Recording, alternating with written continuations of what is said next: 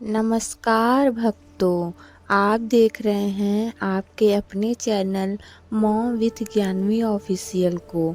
और आज हम सुनेंगे भगवान शिव और माता पार्वती के दिव्य विवाह की संपूर्ण कहानी, जो हमें सिखाती है कि सच्चे प्रेम और तपस्या से स्वयं भगवान भी प्रसन्न हो जाते हैं। कथा का आरंभ कुछ इस प्रकार है। सती का त्याग। प्राचीन काल में प्रजापति दक्ष की पुत्री सती का विवाह भगवान शिव से हुआ था, लेकिन दक्ष को शिवजी का साधारण वैरागी स्वरूप पसंद नहीं था। एक बार दक्ष ने एक विशाल यज्ञ का आयोजन किया और सभी देवताओं को आमंत्रित किया, परंतु शिवजी को नहीं बुलाया। सती अपने पिता के घर बिना निमंत्रण के पहुंची और वहां उन्होंने शिवजी का अपमान होते देखा। पति का अपमान सहन न कर पाने के कारण सती ने यज्ञ की अग्नि में कूद अपने प्राण त्याग दिए।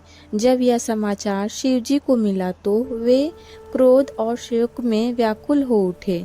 उन्होंने वीरभद्र और भद्रकाली को उत्पन्न कर दिया, यज्ञ को तहस नहस कर दिया।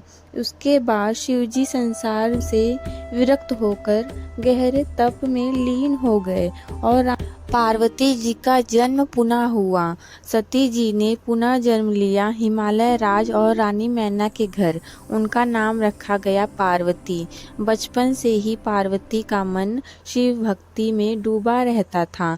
देवर्षि नारद ने भविष्यवाणी की कि पार्वती का विवाह स्वयं भगवान शिव से होगा। माता मैना चिंतित थी कि कैसे एक कोमल राजकुमारी का विवाह उस योगी से होगा जो भस्म लगाते हैं, सर्प धारण करते हैं। लेकिन माता पार्वती का संकल्प अडिग था, मैं शिवजी को भी अपना पति रूप में प्राप्त करूंगी। कठोर तपस्या। जब माता पार्वती युवा अवस्था में पहुंची, उन्होंने कठोर तपस्या आरंभ की।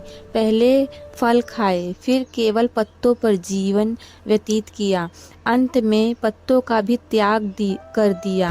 इस कारण उन्हें अपर्णा कहा गया। वर्षों तक उन्होंने हिमालय की बर्फीली ठंड में ध्यान किया। देवता उनकी तपस्या देखकर चकित रह गए। देवताओं की चिंता। उधर तारकासुर नामक असुर देवताओं को सताने लगा।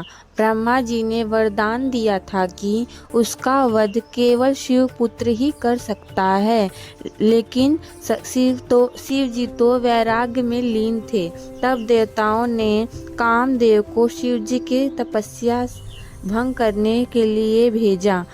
कामदेव का दहन हो गया। कामदेव ने पुष्प बाण चलाया। शिव जी ने क्रोधित होकर अपनी तीसरी आंख खोल दी और कामदेव को भस्म कर दिया। इसके बाद शिव जी ने पार्वती की भक्ति की परीक्षा लेने का निश्चय किया।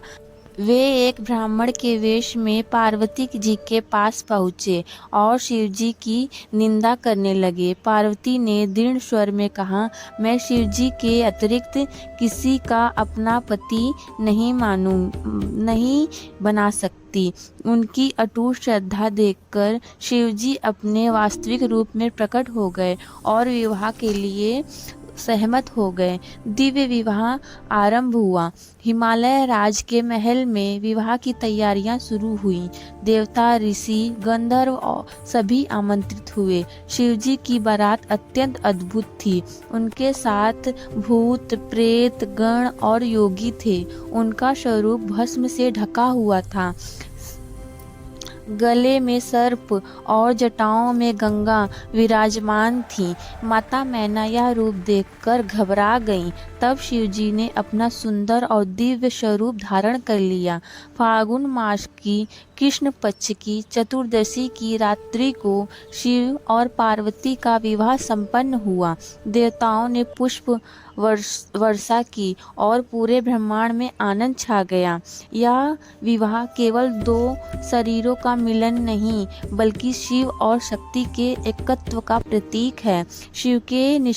शिव बिना शक्ति के अधूरे हैं और शक्ति बिना शिव के।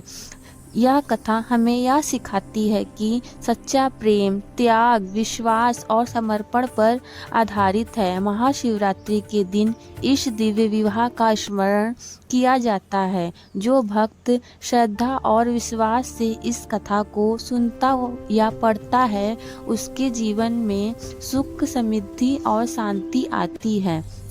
तो दोस्तों, अगर आपको यह कहानी पसंद आई हो तो वीडियो को लाइक करें, चैनल को सब्सक्राइब करना ना भूलें, शेयर ज़रूर करें और कमेंट में लिखना ना भूलें। हर हर महादेव, ओम नमः शिवाय, जय हो महादेव की। तो दोस्तों, अब हम मिलेंगे अपनी नई धार्मिक वीडियो के साथ। तब तक के लिए बहुत बहुत धन्यवाद आपका।